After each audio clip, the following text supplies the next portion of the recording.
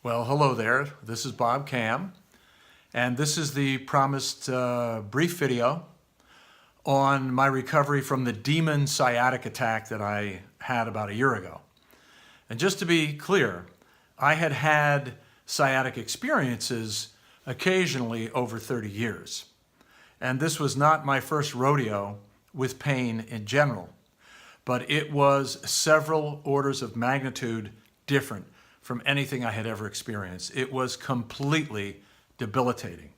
Happened to me on a late Saturday afternoon when I was foolish enough to be mixing Quickcrete with my 69-year-old body, which just did not rise to the occasion.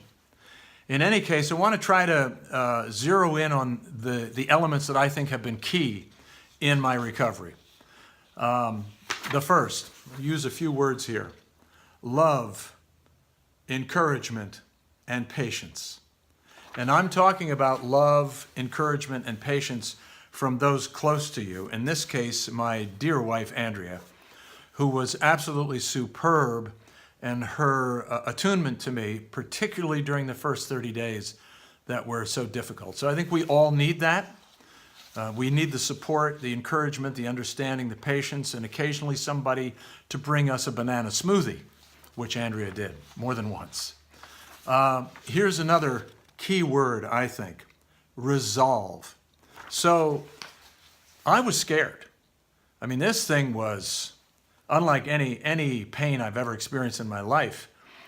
And so I was quite afraid that the physical vitality and mobility that I just enjoy so much in life was going to be taken away from me.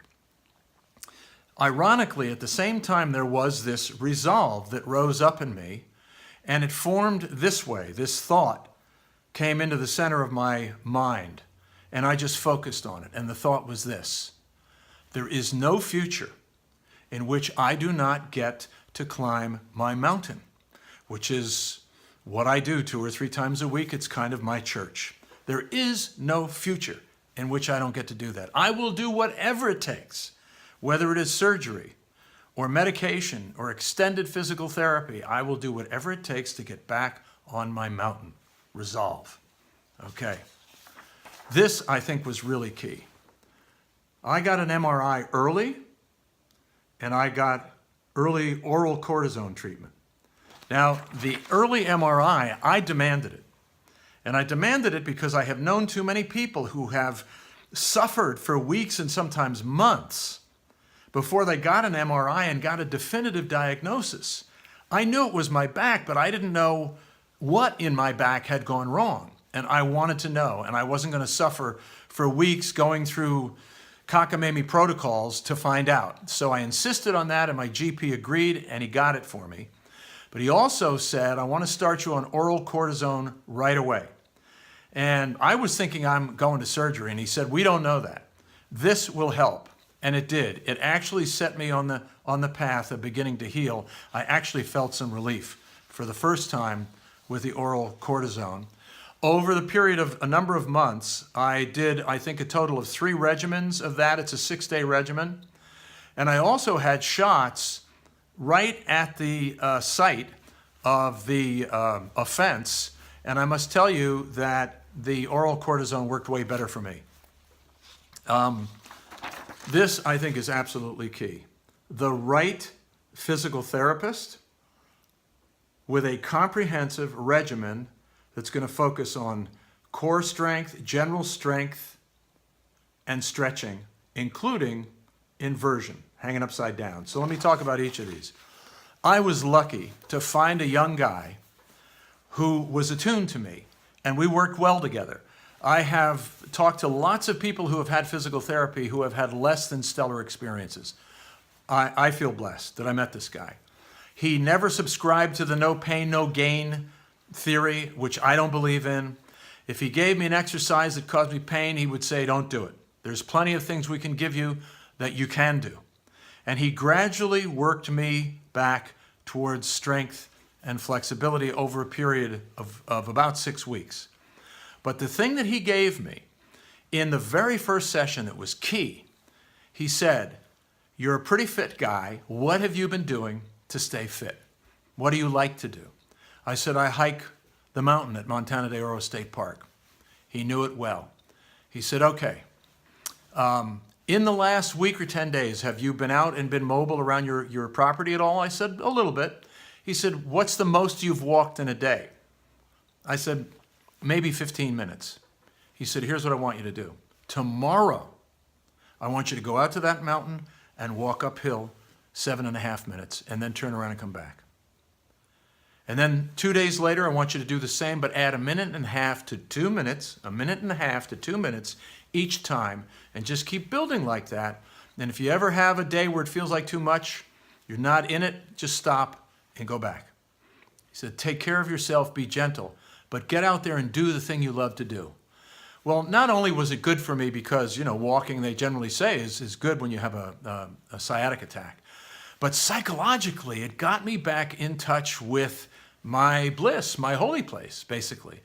Now, obviously, if he had asked me, what do you like to do for exercise, and I had said, oh, I like to do gymnastics on the uneven bars, he would not have recommended I go back to that. But it just so happens that, I've come into the real world, and walking up hills is something I just love to do. So that was huge psychologically, and it was also very good physically.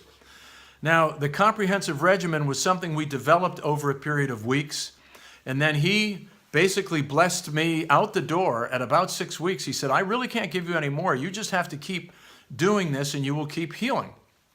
By the way, I hadn't reached the top of the mountain yet, but was inching up towards that. So he gave me a regimen that focused on the core, general strength, and flexibility. And then I added the inversion piece because I already had one of those teeter hang-ups, those inversion tables. I hadn't used it a whole lot, but man, did I get into it this time. And I use it now almost every single day, 2, sometimes 3 times a day, anywhere from 5 to 15 minutes. Hanging upside down is really good for your ankles, your knees, your hips, your back, even your shoulders. So as far as the core strength goes, I do a lot of sit-ups on one of those big balls. I do, crunches. I do about 75 of those 4 or 5 times a week.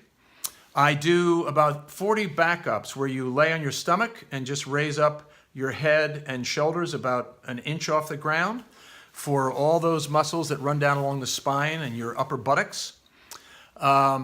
I have a specific psoas exercise that I do, the psoas muscle being so important to support along the lumbar spine in particular, where I simply sit on the edge of a chair and with my legs bent and my chest up, and then just lean back past 90 degrees and hold it for a count of 2, 3, 4, 5. Every rep, I hold it another beat until I get to the point where I'm doing 20 reps and I'm hanging back there for about 20 seconds. And apparently that I found this in a yoga website, actually. It's very, very good for the psoas. General strength. And he emphasized that, not just the core. I do push-ups. I do lat work on a Pilates machine, which is also good for the core. I do some curls with only 20 pounds. And another thing that I discovered that he validated is that, when I was younger, I had a fair amount of muscle mass in the upper body, and it's so unnecessary, and all it does is present more weight pressing down on your spine. So I have friends and clients who are carrying all this weight, and I'm telling them, man, get lean. You don't need that extra weight. Lean strength is really where it's at if you want to stay healthy. Stretches, number one stretch, other than the inversion table, is the runner's stretch, that lunge stretch. And the thing is, I sit in these stretches for about 45 seconds each. And sometimes I do each side twice. I will often do them in the morning if I wake up with a little bit of a tight back. I definitely do them after coming back from a hike. I definitely hang upside down for at least 5 minutes coming back from a hike. So that inversion table, it's about $300 through Costco. Teeter, hang-ups, worth every penny if you want to take care of your spine as you get older. Finally, reasonable limits and a sustained commitment. Reasonable limits and rest. So one of my doctors said, go ahead and do your hike, but probably don't go more than 5-6 miles. You don't need it. And stop. every 15, 20 minutes and just sit for a minute. Just relax for a minute. Don't push it. Don't try to compete in the Olympics. So knowing what your limits are, like I will not lift anything more than 30 pounds now. I probably could, but I will not do it because I do not want to go through that again. And a sustained commitment. Once you develop, as I did, your routine, you've just got to stay with it. I mean, that pain is the greatest motivator I've ever had to stay with a program, really. They say, you know, fear of pain more than expectation of reward is a fabulous motivator. Well, it worked for me. So, you know, that in a nutshell, that is kind of how I got back. And I'm at about 95% recovery now. And 2 months ago, I wouldn't have said this, but I think I'm going to get 100% because the little residual quirks that I have noticed are gradually fading away. And that comes back to patience again, but this time patience with self. You know, that as we get older, our bodies take longer to heal, but if we take good care of them, they will heal. And on a final note, people ask me, well, did you try herbal remedies and stuff like that? Yes, I tried lots of stuff, but frankly, in the first 4 days, it was Vicodin, and then that was making me crazy, so I got off it and went to Trazodone, which was less effective, but also less weird. And then eventually meloxicam, which was kind of like Aleve, and now I occasionally take ibuprofen or Aleve. Tylenol has never worked for me, useless for me. So as far that's the skinny on medications, at least in my case. I mean, everybody's individual.